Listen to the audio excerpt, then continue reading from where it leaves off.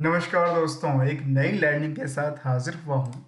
और आज की इस स्टॉक स्पेसिफिक लर्निंग में हम चर्चा करेंगे एक ऐसी कंपनी को जिनकी तीसरी कंपनी मार्केट में लॉन्च हुई। मैं लॉन्च की बात इसलिए कह रहा हूँ क्योंकि स्टॉक मार्केट के शब्दों में देखा जाए तो इनकी तीसरी कंपनी स्टॉक ट्रेडिंग के दौरान में हम लोगों के साथ आज आया है, जहां पे इनकी स्टॉक में खरीद बिक्री होगा। कंपनी का नाम है वारी इंजन। वारी जो कंपनी है, इनर्जीज की बात करूं तो वारी इनर्जीज जो कंपनी है, इनका कारोबार है सोलर सेक्टर की के तौर पे एक दिग्गज कामकाज करती है। और ये कहती है जो इंडिया के सबसे बड़े लार्जेस्ट क्या है, solar PV module manufacturing capacities 2 point करीब करीब 2 गीगावाट की बात कर रही है। और जहाँ पे प्लांट इन द सूरत और जहाँ खास करके गुजरात में इनकी बड़ी बड़ी प्लांट लगी हुई है।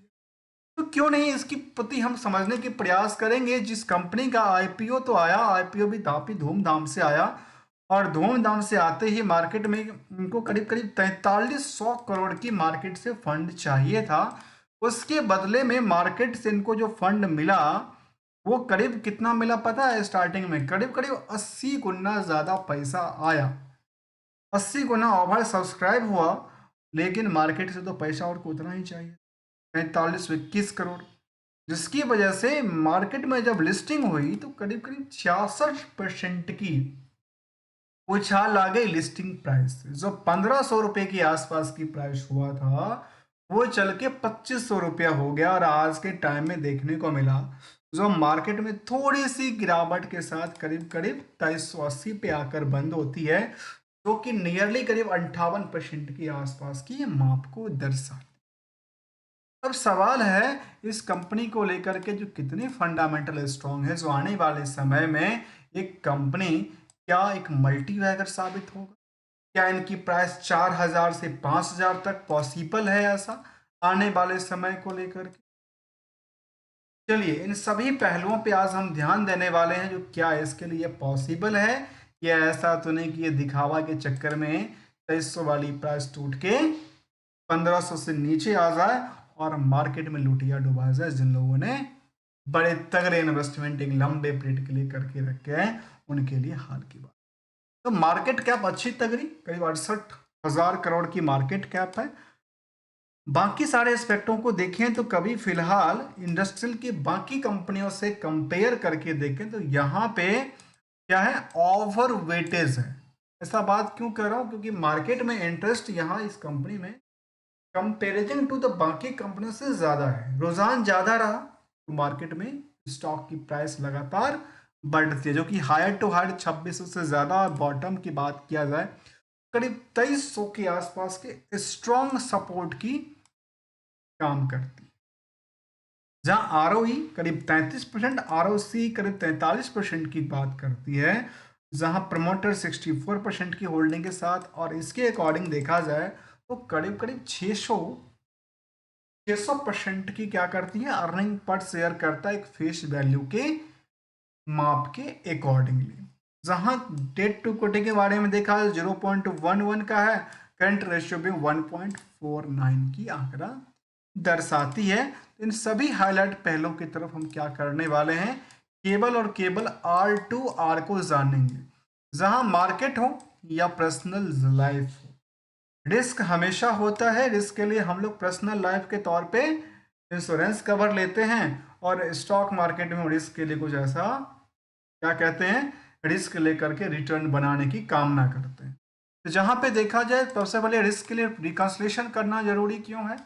क्योंकि परफॉर्मेंस जानना जरूरी है कि आखिर कारोबार कैसे करती है और कारोबार से आने वाले फायदे कितने हैं, नुकसान कितने की बरसाती। इसके अलावा इस दूसरी पार्ट के निवेशकों को लेकर के जो मैनेजमेंट क्या देती है। तीसरी बात स्टॉक मार्केट के डिमांड सप्लाई के बेसिस पे कितना रिएक्शंस कहती है। इन सभी पहलुओं पे हम पार्ट बाय पार्ट ध्यान देंगे।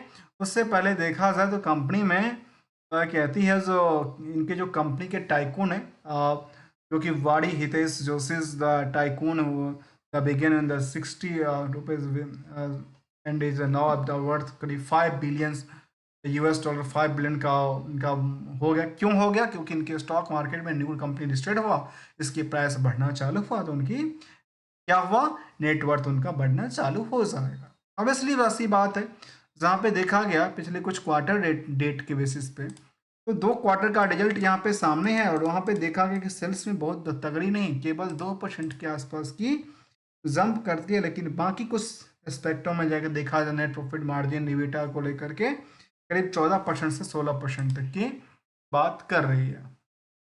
एनुअली डेटा की बात करें तो एनुअली डेटा लगातार एक ग्रोइंग कैटेगरी के अंदर फील करती है, जहाँ पे करीब करीब सेल्स 68% के आसपास ग्रो करती है कंपेरिजन विद द जून 23 से 24 के आंकड़ा में।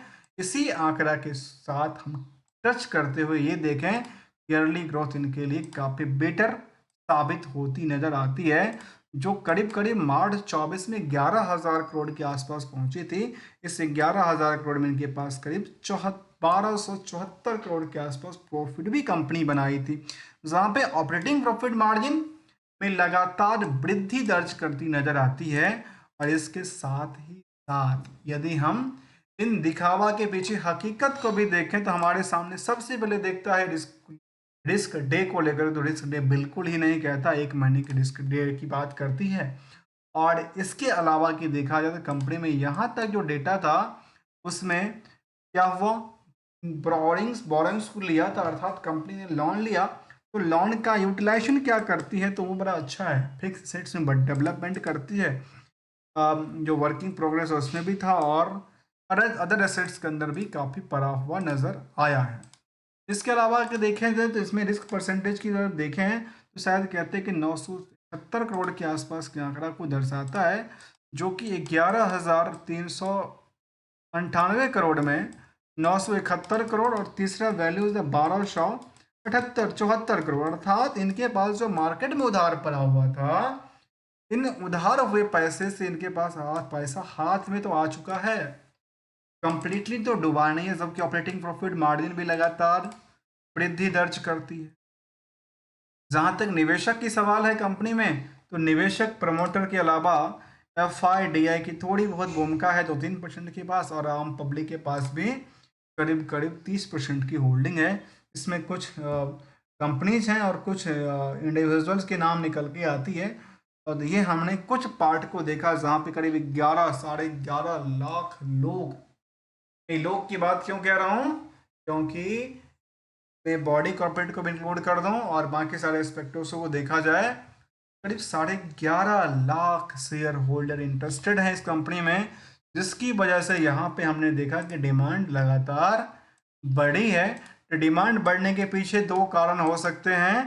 पहला कारण, आज भी इनकी क्वालिटीज क्या है, बेटर परफॉर्मेंस करने लायक है, और दूसरी तरफ आज बहुत काफ़ी सस्ता रेट में मिल रहा है, इसलिए मार्केट इसको खरीदने के लिए बेकरार सी बनती नजर आती। इन एस्पेक्टों की तरफ यदि हम इन पहलुओं पर देखें ईयरली ग्रोथ की तरफ, तो सेल्स में लगातार जो ऊंचाइयों पे टच करती नजर आई है वो लगातार बढ़ी है, प्रॉफिट भी बढ़ती नजर आती है, और रिटर्न ऑन इक्विटी इनको बैकअप सपोर्ट देने के लिए तैयार बैठा है ईयर ऑन ईयर बेसिस पे ग्रोथ को देखते हुए। जहां पे पीयर्स को कंपेयर करें तो सिमेंस, एबीबी और सीजी पावर जैसी कंपनी भी शामिल है, जो कि एक हैवी इलेक्ट्रिकल्स प्रोडक्टिविटीज में कंपनी का कारोबार करने की चाहत के साथ यहाँ पे देखा जाए तो बाकी कंपनियों के कंपेरिजन में आज भी इस कंपनी में बहुत ज़्यादा भीड़ नहीं है। और यदि कंपेयरिंग टू सीजी पावर जो भी पिछले साल की लिस्टिंग हुई थी, उतना भी यहाँ बढ़ जाए मान लेते हैं, तो करीब करीब यहाँ से 4,000 को टच करना इतना आसान है मत पूछिए। लेकिन इन बातों से मत, अब मैं अब ये नहीं कहता हूँ कि आप स्टॉक को खरीद लो, बेच लो या होल्ड करो, इनके लिए फंडामेंटली बस बात बताती है, तो इनमें स्ट्रॉन्ग की बात करती है, ROE भी लगातार अच्छी बात करती है, और earning including other income side भी ठीक ठाक इनके पास रहा है। और अदर इनकम साइड से यदि कंपेयर करके देखें तो शायद ये कह सकते हैं कि कंपनी के पास जो अदर सोर्स ऑफ इनकम है उससे जो लोन लायबिलिटीज की इंटरेस्ट बर्डन है वो बिल्कुल ही छुप जाती है, मतलब कोई फर्क नहीं पड़ता।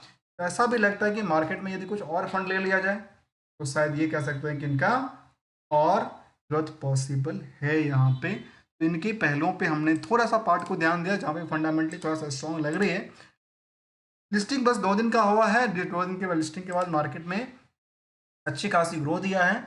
जहाँ तक लोग कहते हैं, इनको एक्सपर्ट की बात कहते हैं, करीब 4,000 से लेकर 5,000 तक के डेटा की बात करते हैं, लेकिन हम किसी भी स्टॉक को लेकर के आपके साथ कोई भी ट्रेडिंग और एडवाइजरी की बात बिल्कुल शामिल नहीं करते हैं। लेकिन एक बात को हमेशा शामिल करते हैं, और वो बात ये है, जो हम इन पहलुओं पे देखें, जिन लोगों ने यहाँ पे लिया, यहाँ पे लिया, यहाँ पे लिया, उनकी क्या मुश्किलें हुई और क्या क्या करना चाहिए। मैं इसको एक ही सिंपल सी बात करता हूँ, उसको कहते हैं हम गोल्डन रूल। गोल्डन रूल के लिए 2 चीज अप्लाई होती है, एक तो होता है खुद की डिसिप्लिन मेंटेन करना, दूसरा है खुद की प्रिंसिपल को बनाना। इस प्रिंसिपल के साथ आप काम करना चाहते हैं, जब भी लिया तो उसको एक जीरो बेस न्यूट्रल मानते हैं। स्टॉक मार्केट की रिस्क ये है, जब मार्केट में गिरावट दर्ज करती है तो इसमें रिस्क फैक्टर देखना जरूरी है, और जब ऊंचाइयों पे जाता है तो एक्सपेक्टेशन के साथ क्या करना जरूरी है, प्रॉफिट बुक करते रहना जरूरी है, और इधर रिस्क को मिनिमाइज करते रहना जरूरी है। इनके लिए 2 तरह की चीजें अप्लाई होती है, एक टर्म को लेकर के और एक परसेंटेज ऑफ ग्रो और रिस्क को लेकर के। इन चारों चीजों को हम यदि मर्ज कर दें और साथ में केवल और केवल डिसिप्लिन को ध्यान रखें और अपने एक प्रिंसिपल पे कायम रहें, तो शायद अच्छे खासे प्रॉफिट लेकर के हम निकल सकते हैं मार्केट से विदाउट किसी हेजिटेशन का।